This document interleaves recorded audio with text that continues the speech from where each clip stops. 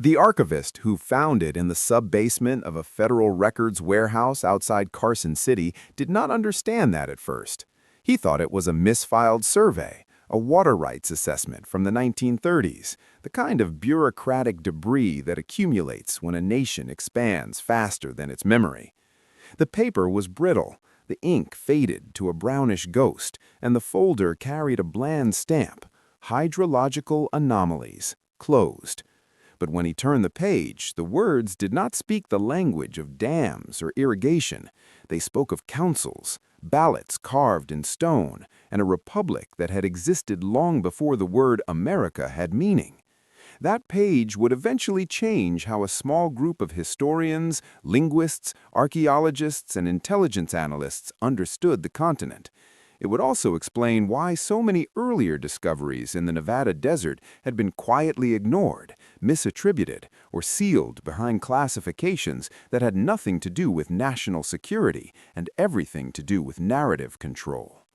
What followed was not a sudden revelation, but a slow, unsettling accumulation of evidence stretching across centuries, hidden in diaries, maps, military reports, mining logs, missionary letters, railroad surveys, and oral histories that had been dismissed as myth. When assembled, these fragments suggested something astonishing: a structured, long-lived republic in the Great Basin, operating with elected councils, codified law, and sophisticated infrastructure thousands of years before the founding of the United States. The archivist did not know any of this when he carried the folder upstairs. He only knew that the symbols sketched in the margins, angular marks arranged in repeating sequences, did not resemble any indigenous script he recognized. They looked deliberate, standardized, and bureaucratic, the handwriting of governance rather than art or ritual. He logged the anomaly and sent a scan to a retired professor at the University of Nevada, Reno, a man who had spent 40 years studying pre-Columbian trade routes and had learned the hard way how often truth arrived disguised as inconvenience. That professor, Dr. Malcolm Ives, had long suspected that the Great Basin was not the empty cultural backwater it was portrayed as in textbooks. He knew the official story well: nomadic bands, seasonal migrations, sparse populations limited by aridity. It was a neat explanation, clean and convenient, and it explained why no one expected complexity there. But Ives had spent decades mapping petroglyph distributions, ancient road alignments, and unexplained stoneworks that did not fit the model. He had been politely ignored, occasionally mocked, and quietly defunded. When the scan arrived, his reaction was not surprise, but recognition. He had seen those symbols before, scratched faintly into basalt near a dry lakebed south of the Black Rock Desert, misidentified at the time as abstract art. The documents multiplied quickly once someone knew what to look for. A railroad engineer's notebook from 1868 described peculiar council stones arranged in a semicircle, uncovered during grading, promptly destroyed to keep the project on schedule. A cavalry officer's report from 1859 mentioned ruined halls with benches as if for assemblies, dismissed as misinterpreted natural formations. A Mormon pioneer journal spoke of an old law road, paved with fitted stone, running arrow straight across miles of desert, too precise to be a game trail. Each account alone was easy to dismiss. Together, they formed a pattern of civic architecture. The most controversial material came from a collection of translated clay tablets held for decades in a private estate in Virginia, inherited by a family who had no idea what they possessed. The tablets were found in the 1920s by a mining crew in eastern Nevada, sealed in a stone-lined chamber far below the surface, and quietly sold to avoid federal attention. The script on them was initially thought to be a hoax, too orderly, too political. It contained references to offices, terms of service, tax obligations, public works, and votes tallied by symbols representing households rather than individuals, suggesting a complex social contract. Radiocarbon dating of organic residue in the chamber placed it at over 3,000 years old. Skeptics were loud and immediate. Extraordinary claims demand extraordinary evidence, they said, and they were right. But the evidence kept growing, and it was stubbornly mundane in its consistency. Irrigation channels aligned with seasonal flows, not ceremonial axes. Storage facilities designed for surplus grain. Defensive structures positioned to protect population centers rather than ritual sites. And everywhere, the same standardized markings, the same administrative language etched into stone and clay, as if a bureaucracy had once extended its reach across the basin. What made the idea of a republic so unsettling was not merely its age, but its familiarity. The documents spoke of assemblies convened at fixed intervals, of disputes resolved by councils rather than kings, of leaders chosen for limited terms and bound by law. There were no divine rulers in the texts, no gods appointing kings. Authority flowed upward from households to councils, from councils to federated assemblies. It was not democracy as practiced today, but it was recognizably republican, grounded in consent and codification rather than bloodline. The name appeared again and again, translated approximately as the Compact of the Open Land. It described a federation of valley communities bound by shared law, shared defense, and shared responsibility for water, the most precious resource in the desert. Water rights were allocated by council decree, adjusted annually based on snowfall and rainfall records that had been meticulously kept for generations. Those records, astonishingly, matched paleoclimate data reconstructed by modern scientists. Whoever these people were, they observed their environment with scientific rigor. The question that haunted every researcher was not how such a society could exist, but why it vanished so completely from collective memory.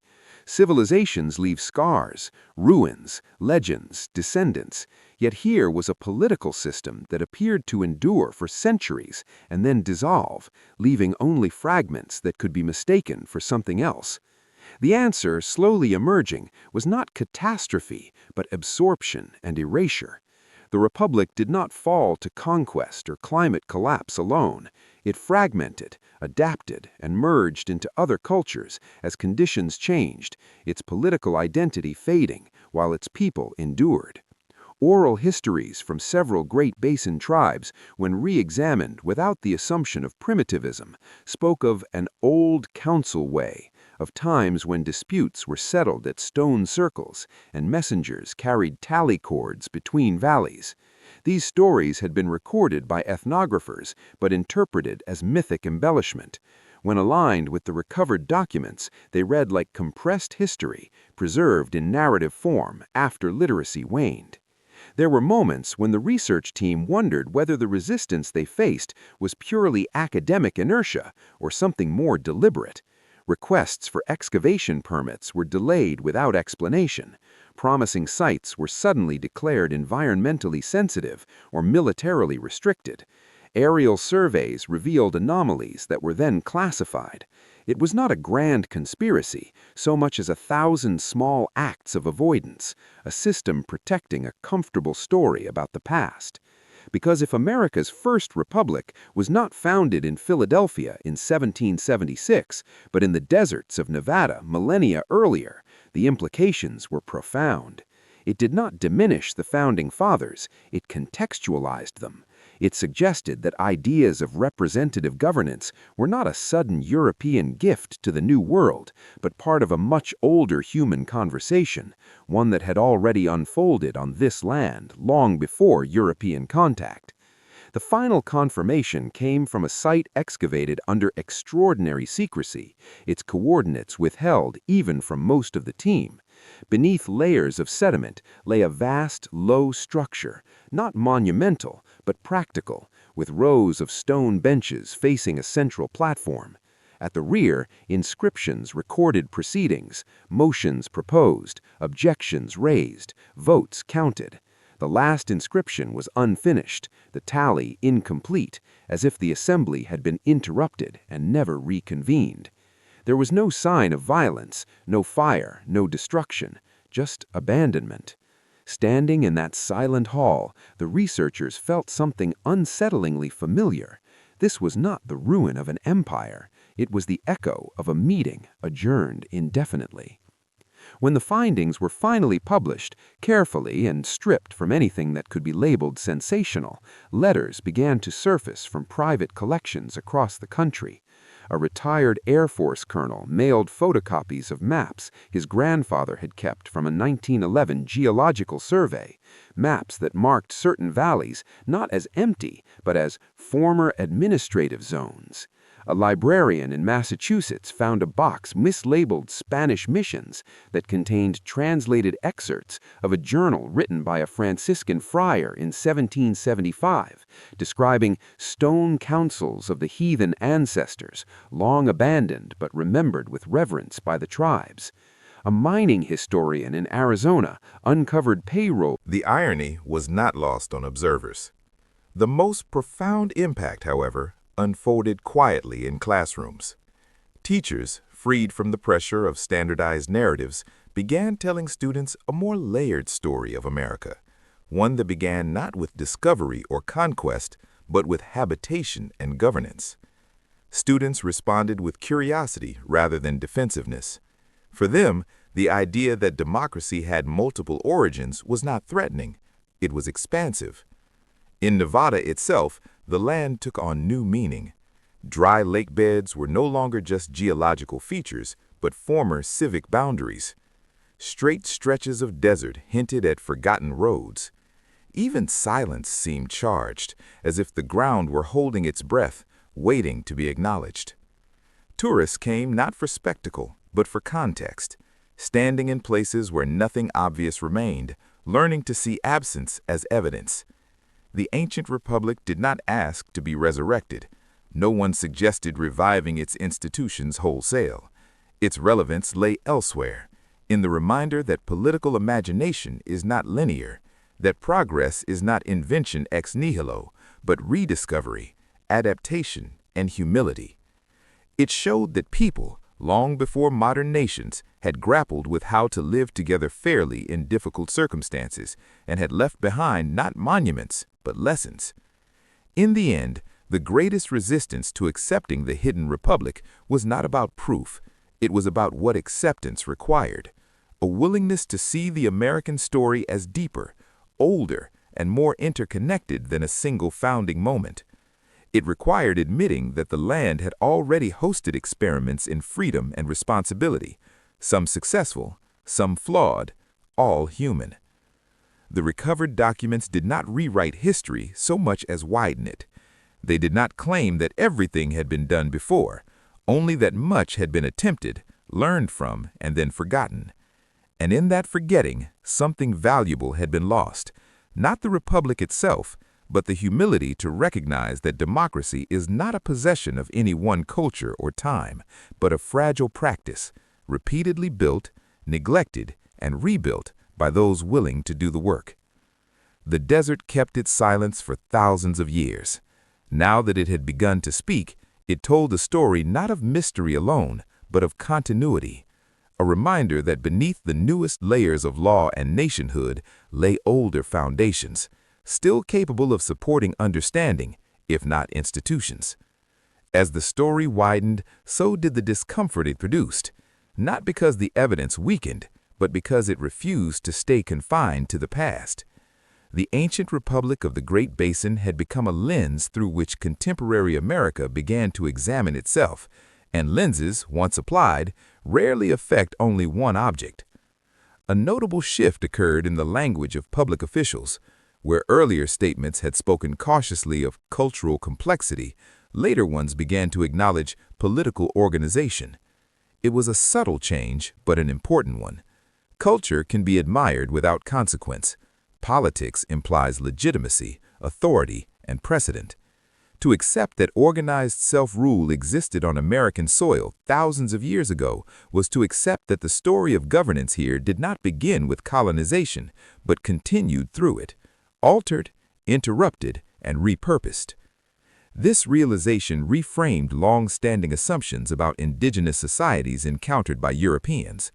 Suddenly, Early colonial accounts describing councils, confederations, and negotiated treaties no longer appeared as anomalies or borrowed behaviors, but as survivals, adapted remnants of older systems refined through centuries of practice.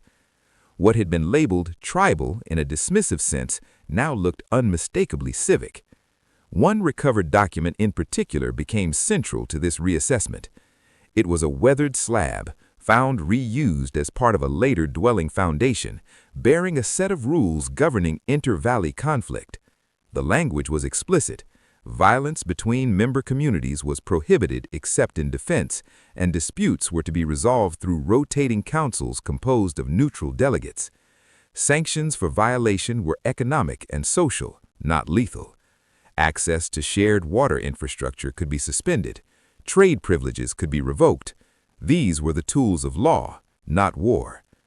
Military historians, drawn reluctantly into the discussion, noted something striking. There was no evidence of mass graves, no layers of destruction typical of large-scale conflict. The Republic's longevity, estimated now at over a millennium, was not maintained by conquest, but by institutional restraint. In a landscape where survival required cooperation, war was not heroic. It was wasteful. This understanding challenged a deeply ingrained assumption in Western historiography that complex political systems naturally evolved toward hierarchy, militarization, and empire. The Great Basin Republic appeared to have taken a different path. It optimized for sustainability rather than dominance, continuity rather than expansion. When it expanded, it did so cautiously, and when expansion threatened cohesion, it reversed course. The collapse, or more accurately, the dispersal of the Republic, did not resemble the dramatic falls that populate history books. There was no sack of a capital, no final battle, no burning of archives. Instead, records thinned. Council proceedings became shorter. References to federated assemblies faded. Local governance persisted, but the larger coordinating framework dissolved as environmental pressures reshaped settlement patterns. What survived were habits of negotiation, norms of shared responsibility, and stories that encoded law as legend. Anthropologists began revisiting oral traditions with renewed respect. Tales once categorized as myth now read like constitutional memory, preserving principles rather than chronology. A story about a river refusing to flow until people agreed on its use was no longer interpreted as spiritual allegory alone, but a mnemonic device for water law.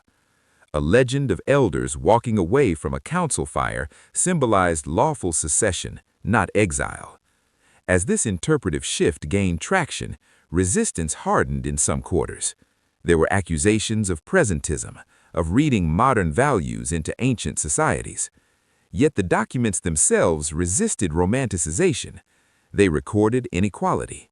Some households held more land. Some councils dominated proceedings longer than others.